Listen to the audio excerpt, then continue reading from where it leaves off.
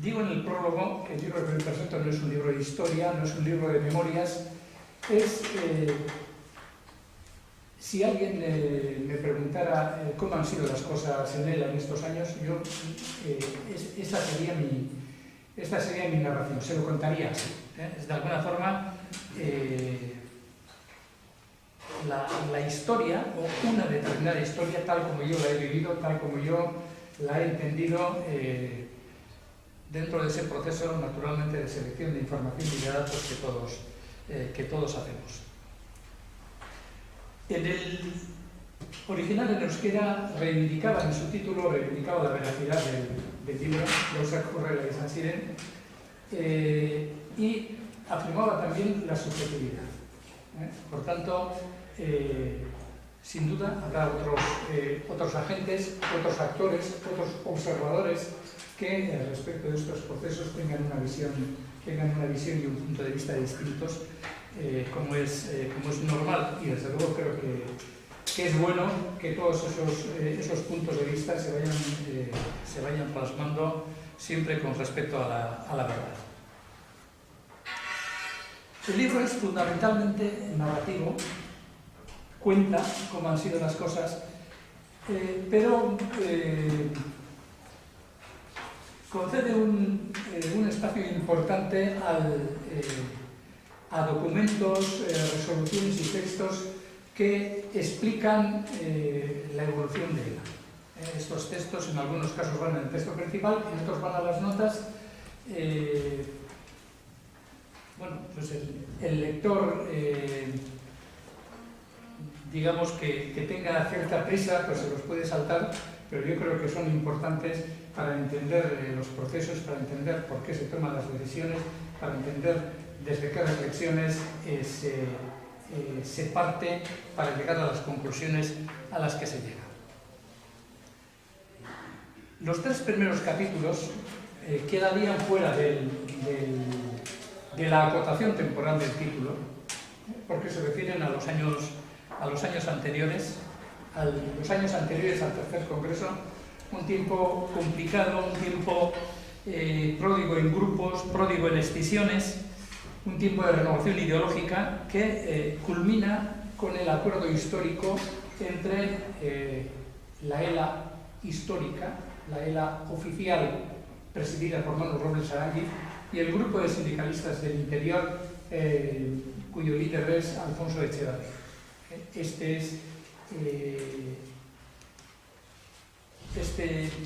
Este nuevo grupo, de esta fusión, nace el tercer congreso, el que se cumple precisamente ahora, se cumplen 40 años del tercer congreso de ELA, que se celebró en agosto, tuvo una primera sesión en agosto en Eibar y una segunda sesión a finales de octubre en Eibar. Y es un congreso en el que se renuevan las bases del sindicato, se subraya el carácter de sindicato de clase, su independencia política, su independencia económica y el rigor organizativo como seña de identidad. Y es el congreso que presenta hacia el futuro, presenta a la nueva dirección del sindicato, la que va a asumir la responsabilidad de dirigir el sindicato en los años siguientes. La primera preocupación, y creo que hay una referencia en el libro a que el mandato bíblico de creced y multiplicaos para ELA fue creced y organizaos, la primera obsesión de ELA fue la de crecer y organizarse, la de lograr una masa crítica que le pusiera a salvo de un tiempo especialmente complicado en lo político y con grandes incertidumbres políticas e institucionales, y con un escenario muy abigarrado, un escenario sindical con multitud de siglas y también con diversos modelos sindicales.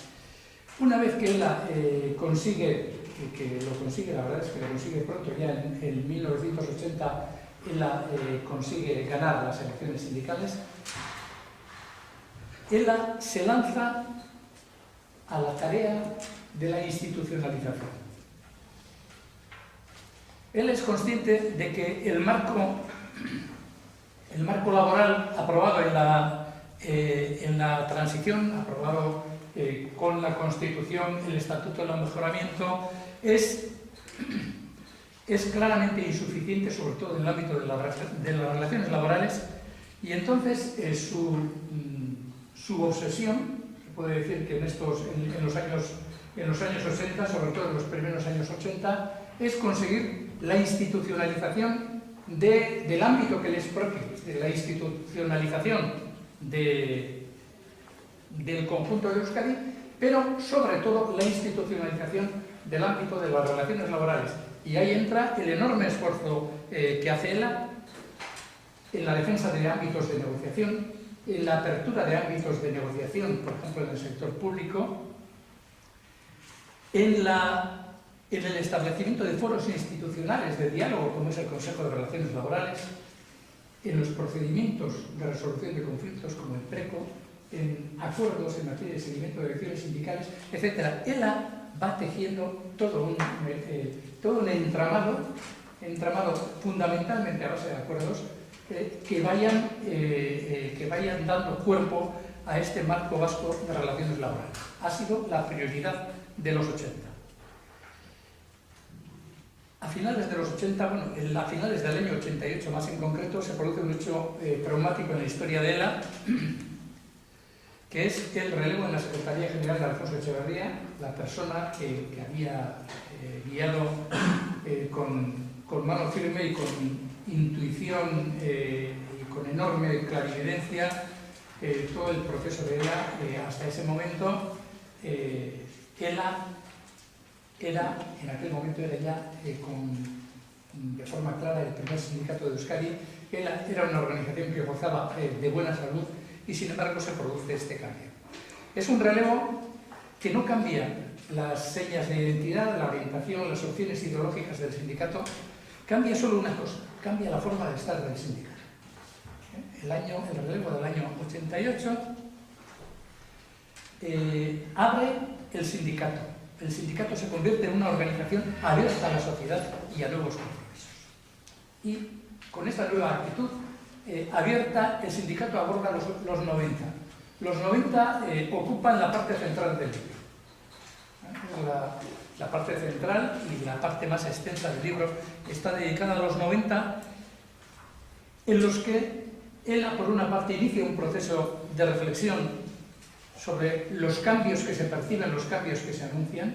En el año 91 hay un documento importante de ELA, Sindicalismo, del año 2000, donde se plantean ya los cambios que se están dando y la necesidad de adelantarse a estos cambios. Creo que hay una constatación en la historia de ELA, una constatación importante, y es que ELA ha hecho los cambios cuando no le hacían falta. Es decir, ELA no ha cambiado, acuciado por situaciones de necesidad, sino ha cambiado previendo necesidades que asoman o necesidades que ve que se van a dar. Por tanto, esa sería una constatación importante. ELA inicia un proceso de reflexión sobre el modelo de relaciones laborales, sobre el modelo de sindicalismo.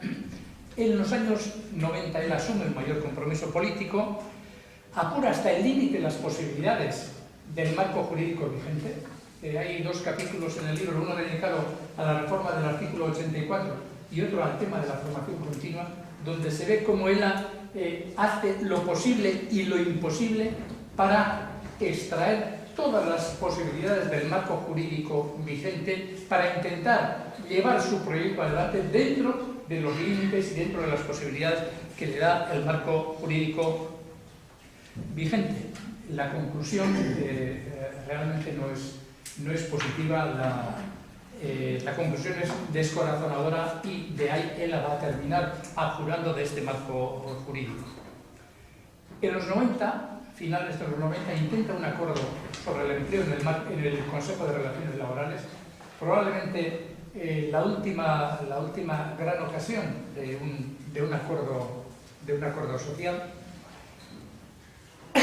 Recuerdo que cuando él plantea en el Consejo de Relaciones Laborales la constitución de una mesa sobre el empleo, en una situación de enorme crisis y de enorme paro, la patronal se niega a abrir esta mesa de diálogo.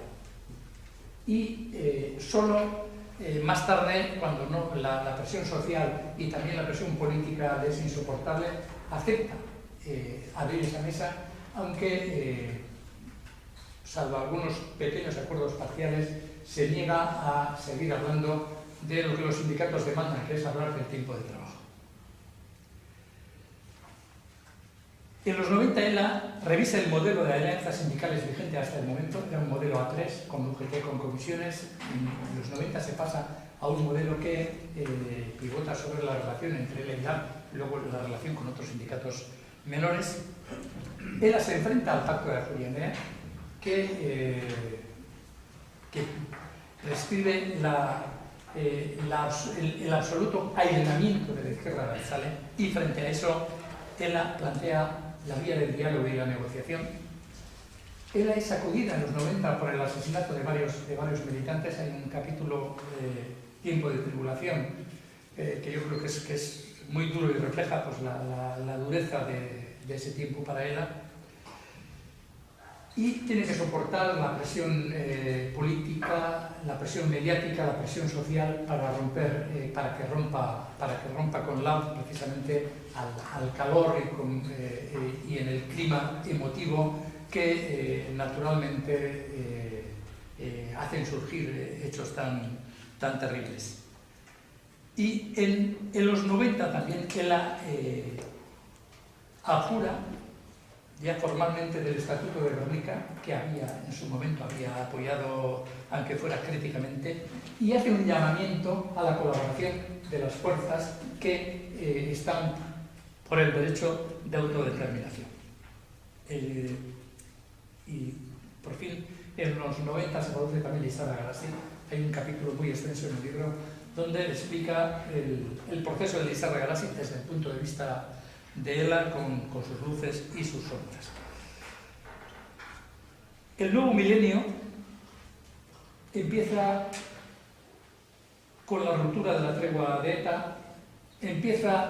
Esa ruptura de la tregua arrastra también la ruptura o arrastra la desaparición de Lizarra Garasi, y ELA revisa las hipótesis optimistas por las que se había guiado en los años anteriores. Hipótesis optimistas sobre la colaboración con LAB. ELA tiene que admitir que aquel objetivo de 2 sindicatos, una estrategia, no va a ser posible, y que por lo menos por un tiempo tendrá que resignarse a la unidad sindical posible, a la que hay. Y ELA revisa también la hipótesis optimista sobre la clausura de la estrategia político-militar. Por tanto, ELA en cuanto al compromiso político, en los años ya 2000, en el nuevo milenio, digamos que es más prudente o quizá más exigente ante propuestas como Nasir Steiger Gunea, como el proceso de Loyola o como el plan Ibarretxe. En todo este tiempo ELA está embarcada en un proceso de renovación interna, mayor rigor en la negociación colectiva, va cuestionando la participación institucional, se implica en materias relacionadas con el modelo de sociedad, se implica más. Y los años 2000 son también los años en que el gobierno y patronal deciden romper las reglas de juego en materia de negociación colectiva, dando carta de naturaleza a los acuerdos en minoría. Y, sobre todo, las instituciones y también la patronal suspiran por hacer lo mismo, es decir, por dar carta de naturaleza a acuerdos en minoría en el ámbito institucional. Algo, propósito, que parece ser que últimamente han conseguido que pueda llevarse a cabo. En estos años ELA eleva a definitivas sus conclusiones en materia de participación institucional y diálogo social y se sitúa definitivamente en el contrapoder. Hay que hacer una referencia al cambio de título, y es que en las relecturas del texto obligadas por la preparación de la edición en español, había un poema de Bertolt Brecht poeta, uno de mis poetas de cabecera, como hay otros muchos, del poema A los hombres futuros, que me parecía que sintetizaba la trayectoria de Ela en este tiempo. Nosotros, que queríamos preparar el camino para la amabilidad, no pudimos ser amables. Nosotros, y esto lo leo del prólogo del libro, que éramos una organización de orden llamada a ser pilar de la normalidad institucional vasca, no pudimos ser amables, porque no nos lo permitió una realidad social y política que nos obligó a recorrer la senda de la moderación a la radicalidad, de la asunción del marco establecido en el posfranquismo a la denuncia de su fracaso, del empeño en la construcción de cauces institucionales para las relaciones laborales y las demandas sociales, a la constatación de su inanidad y la renuncia a seguir participando en instancias de las que habíamos sido promotores. El libro es, en gran medida, la crónica, una crónica y el descargo de esta transición. Bien, el libro, ya lo ha dicho Chiqui, creo que puede servir fundamentalmente a quien tenga interés en conocer la lógica interna que ha guiado la trayectoria de Ela, pero también para quien quiera conocer otro punto de vista sobre la realidad política de estos años. Y me ha llamado la atención, he hecho un ejercicio, el índice onomástico que permite este ejercicio. ¿Qué personajes aparecen en el libro? Naturalmente el líder absoluto es el señor Elorrieta, pero luego Rafa Díez, por cierto, hay quien dice que en España no hay presos políticos. Rafa Díez naturalmente aparece mucho en el libro, las relaciones entre él y Lara son materia que se trata extensamente en el libro, pero luego los que más aparecen son Ardanza, Ibarretxe, Aznar, Mayor Oreja, Arzaiz, Arnaldo, Eguíbar y Ramón Jauregui. Por tanto, la realidad política, las cuestiones políticas tienen también una presencia importante en el libro y creo que algunos de los temas en este libro probablemente se enfoquen desde una perspectiva distinta, desde la perspectiva de Ela o de la perspectiva de la relación de Ela con esos temas y con estas personas.